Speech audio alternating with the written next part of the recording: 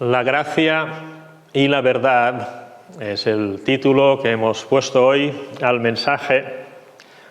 No sé si tal vez sería el título más exacto, la gracia y la verdad, y después ¿qué? ¿Qué viene después? ¿Qué hacemos con esta maravillosa expresión? Supongo que todos los cristianos y las cristianas, cuando oyen la gracia y la verdad, recuerdan enseguida el capítulo 1 de Juan, del Evangelio de Juan, versículo 17, donde dice: pues la ley por medio de Moisés fue dada, pero la gracia y la verdad vinieron por medio de Jesucristo. Y esto era el énfasis que quería hacer hoy. ¿Qué tenemos en Jesucristo? Hay muchas cosas de Dios y del amor de Dios y del poder de Dios y de los designios de Dios y de la creación de Dios que conocemos desde el Antiguo Testamento. Pero ¿para qué vino Jesús? ¿Qué aporta Jesús? Y aquí dice en Juan: la gracia y la verdad vinieron por medio de Jesucristo. No dice un poquitín de gracia, no dice una verdad más, dice la gracia. Se entiende la gracia de Dios y la verdad vinieron por medio de Jesucristo. Cuando nació Jesús, en el pueblo de Israel imperaba la ley que Dios había dado. Pero Jesús viene y trae la gracia. Y no solo trae la gracia, dice aquí, sino que trae la verdad. Y uno se pregunta, ¿todo lo que había dicho Dios antes era mentira? Si Jesús trae Jesucristo, trae la verdad. ¿Todo lo de antes qué era? Muy bien se explica en diferentes lugares del Nuevo Testamento. Todo el Antiguo Testamento, y es decir, todas las experiencias del pueblo de Dios antes de Jesucristo, preparan el camino para que podamos conocer la gracia y la verdad en Jesucristo. No es que la gracia no existiera. Desde el primer día en que Adán y Eva pecaron, Dios empezó a ejercer la gracia. Con Jesucristo hemos descubierto cómo funciona esta gracia, porque todos los siervos y las siervas fieles de Dios, cuando hablan en el Antiguo Testamento, alaban a Dios por su misericordia. Misericordia, evidentemente, es la gracia de Dios en acción. Y lo mismo pasa con la verdad. Todos estos años, por ejemplo, presentando corderos y otros animales a Dios, esto dice en la misma Biblia, esto no salva. Pero esto era un símbolo de lo que sí que salva, que es la sangre de Jesucristo. Así pues, en Jesucristo descubrimos explícitamente la gracia de Dios y descubrimos intelectualmente también la verdad de Dios en cuanto a la salvación de las personas. No que antes no existiera la gracia de Dios y la verdad, sino que ahora en Jesucristo lo hace posible, porque Él muere, el justo por los injustos, y no solo lo hace posible, sino que además se nos revela a todos nosotros cuán grande es la gracia de Dios y la verdad que tenemos en Jesucristo. Y esto es lo que dice más o menos, porque yo hago resúmenes a mi manera, Romanos del 1 al 11. Los primeros 11 capítulos de Romanos nos habla prácticamente del Evangelio, de las evidencias de la existencia de Dios, cómo toda persona es responsable de reconocer a Dios porque Dios se ha manifestado en la naturaleza de forma suficiente, pero luego habla del pecado que todas las personas tienen, como los gentiles, es decir, los paganos, es decir, nosotros somos condenados porque nos alejamos de Dios con nuestra idolatría, pero también Israel, pueblo escogido por Dios, se aleja de Dios también por idolatría, por orgullo, por tantas cosas. Todos están bajo pecado. Pero después sigue explicando en los primeros 11 capítulos de Romanos cómo Dios tiene un plan de salvación, justificados pues por la fe, justificados, ya no hay condenación. Y nos explica el apóstol Pablo en estos capítulos el plan de Dios para la salvación por la fe, tanto de gentiles como del pueblo de Israel. Y entonces acaba el capítulo 11, el apóstol Pablo como anonadado, como sorprendido, como maravillado, y en Romanos 11:33, hasta el final del capítulo, exclama el apóstol Pablo, después de comentar tantas maravillas sobre el Evangelio, el amor de Dios, el pecado de la humanidad, la solución de Dios en Cristo Jesús, dice el apóstol: ¡oh, profundidad de las riquezas de la sabiduría y de la ciencia o el conocimiento de Dios!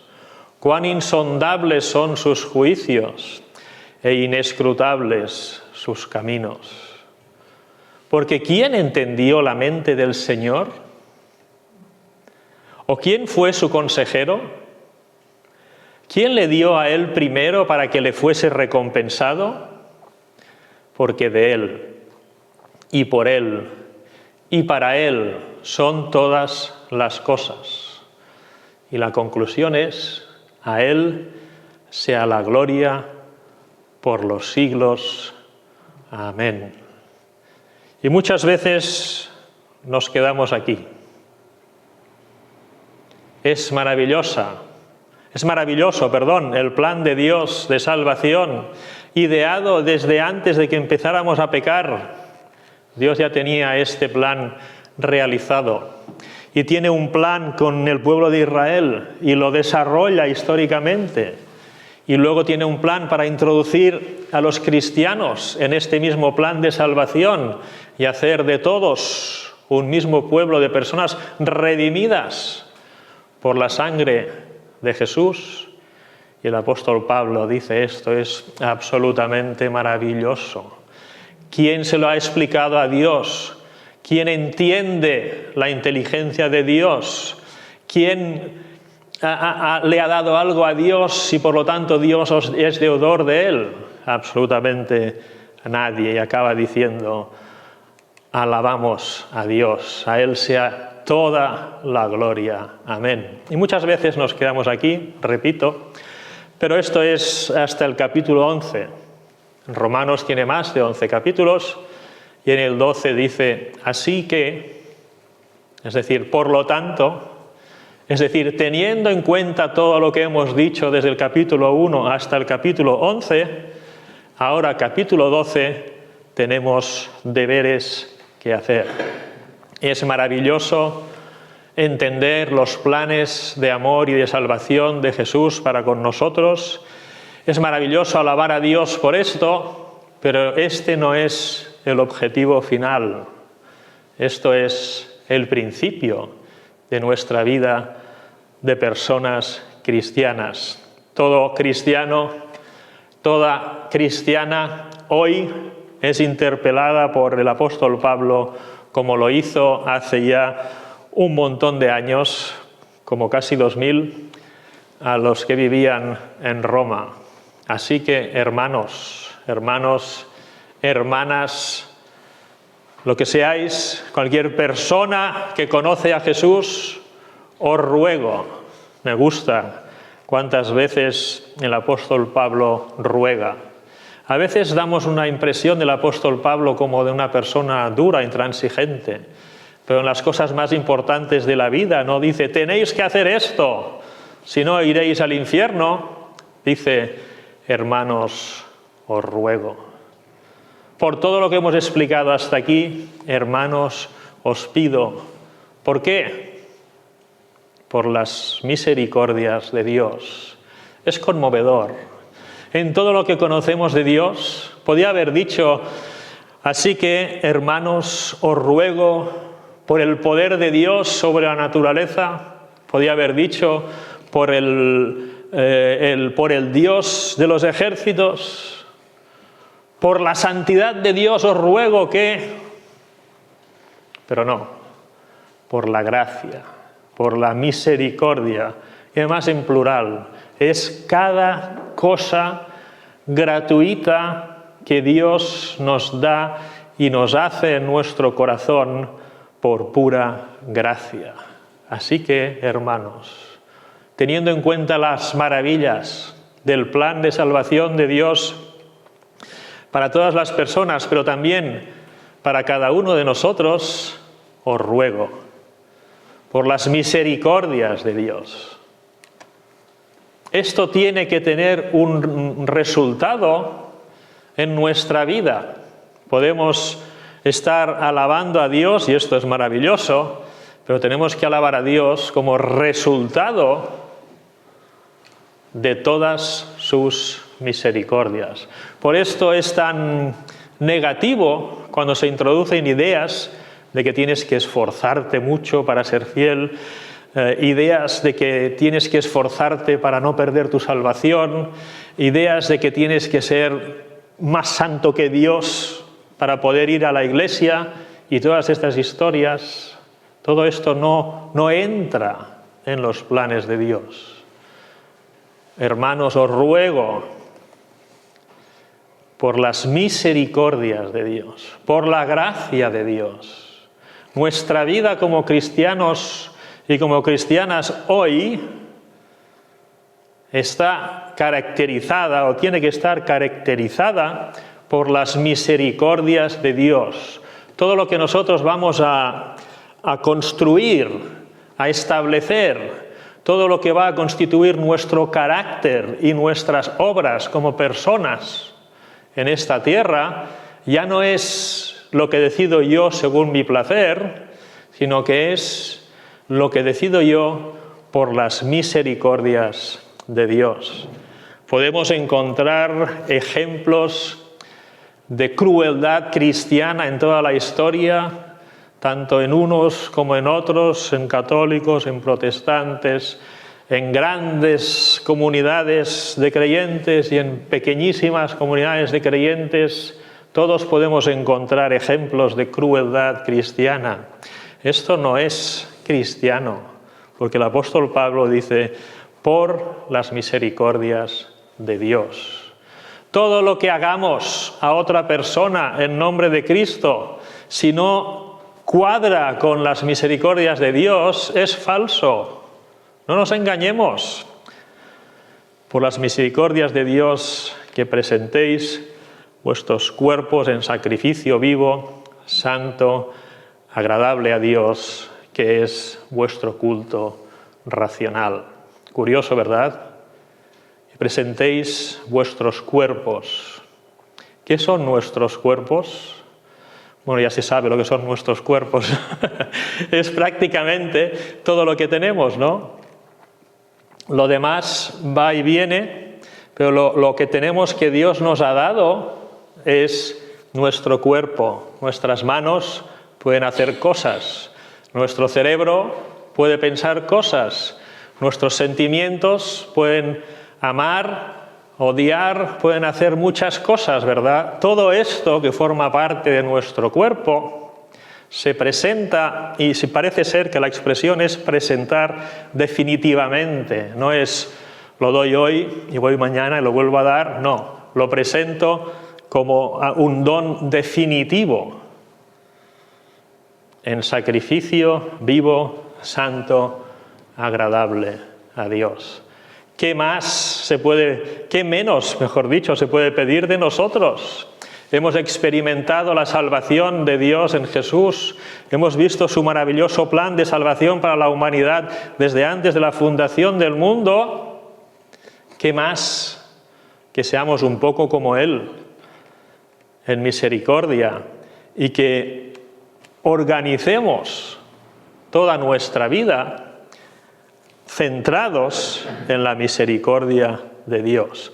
Todo lo que nosotros tenemos, a veces hablamos del diezmo. En el Nuevo Testamento yo creo que no hablamos del diezmo en el sentido que le doy a Dios el 10% y el resto es mío. En el Nuevo Testamento, como dice aquí, presentamos todo nuestro ser a las manos de Dios definitivamente para Él. Es decir, toda nuestra vida la entregamos a Dios en sacrificio vivo, santo, agradable a Dios. Esto es lo importante, ¿eh? Agradable a Dios. Lo demás nos lleva allí, pero el objetivo no es perfeccionarme yo. Cuando nos presentamos a Dios no es para yo ser mejor, que lo seremos, no es para yo ganar la vida eterna, porque ya la tengo, no es para que no me ponga enfermo, no es para todas estas cosas. Me entrego todo lo que soy a Dios para que esto es lo que a Él le gusta. Es algo agradable a Dios. Hay aquí la palabra sacrificio.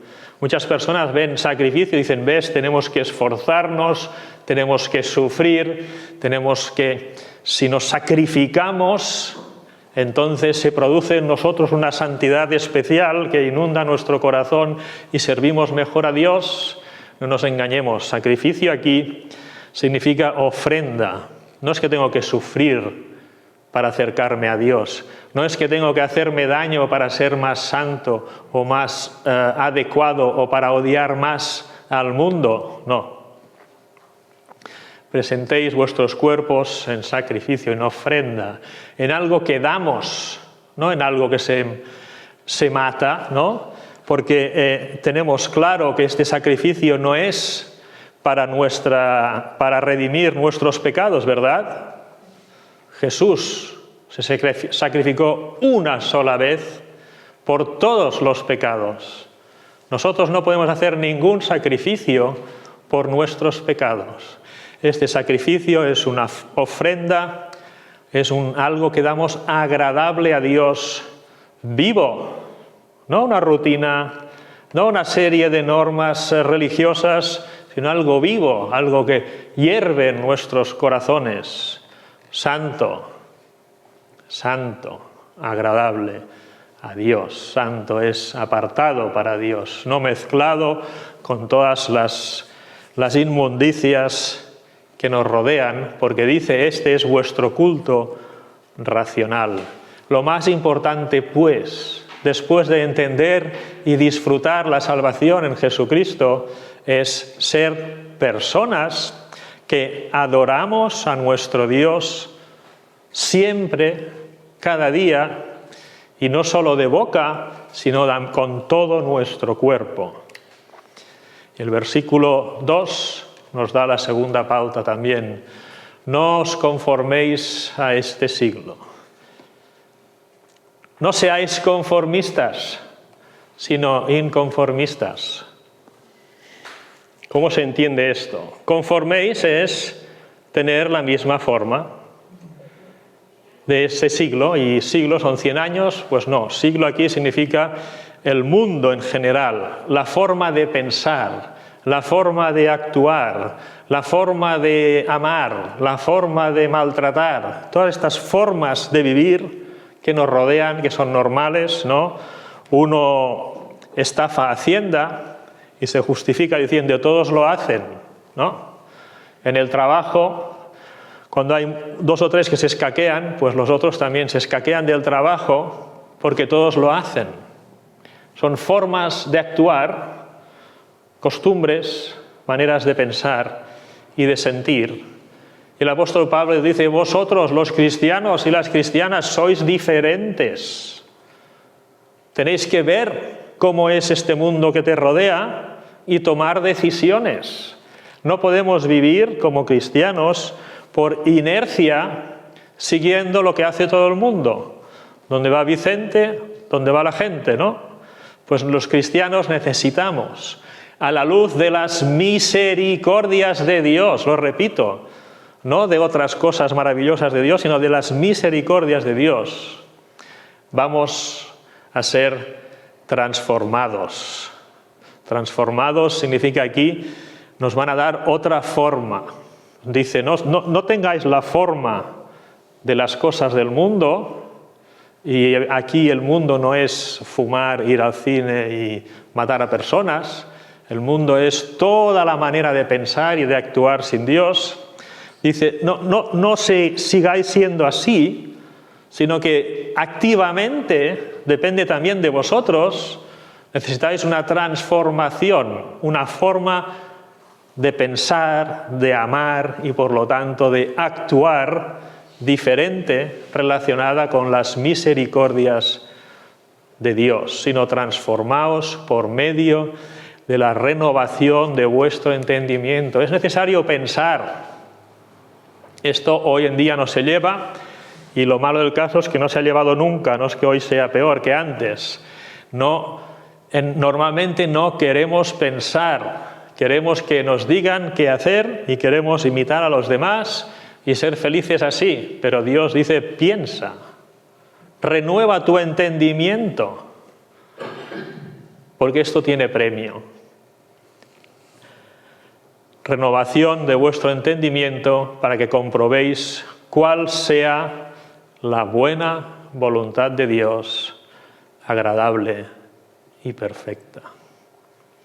Empieza el apóstol Pablo rogando y acaba dándonos este maravilloso regalo. ¿Qué pasa si no le hacemos caso al apóstol Pablo?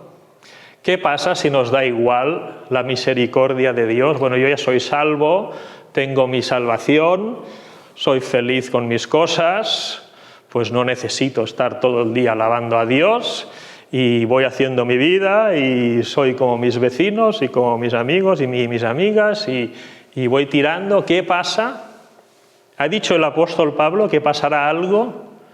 El apóstol Pablo solo ha dicho, os ruego, teniendo en cuenta lo que Jesús ha hecho por cada uno de nosotros, os ruego. Tiene que haber una decisión nuestra de corazón. No es una imposición, es un maravilloso consejo. Os ruego por las misericordias de Dios, porque acabaremos conociendo la voluntad de Dios.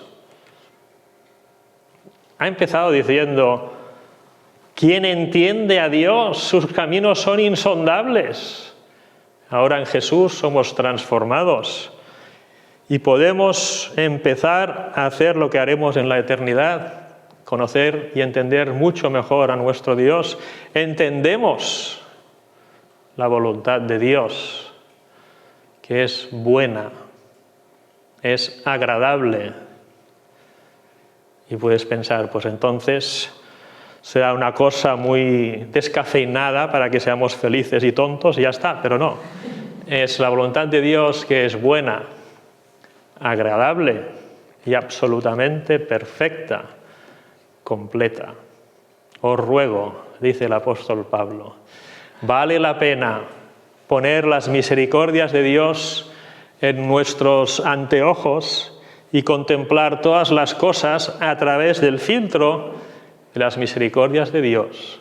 Así, seguramente, haremos menos daño a las personas que nos rodean. Así, seguramente, pecaremos mucho menos. Así, seguramente, amaremos a los pecadores y las pecadoras. E incluso, como personas, nos amaremos más y mejor a nosotros mismos. Os ruego, dice el apóstol Pablo. Me gustaría rogar a cada cristiano y cada cristiana que está sentado hoy en una iglesia cómodamente a tener este trauma, esta decisión de cambio, de poner toda nuestra manera de pensar como lo que nos rodea a las manos de Dios y decir, vamos, Señor, a transformar esto para que pueda conocer, pueda comprobar, dice, comprobar. Te puedes enterar o no te puedes enterar, pero la voluntad de Dios siempre es así. Buena, agradable y perfecta. Que Dios nos ayude, pues, a disfrutar de esta voluntad de Dios buena, agradable y perfecta.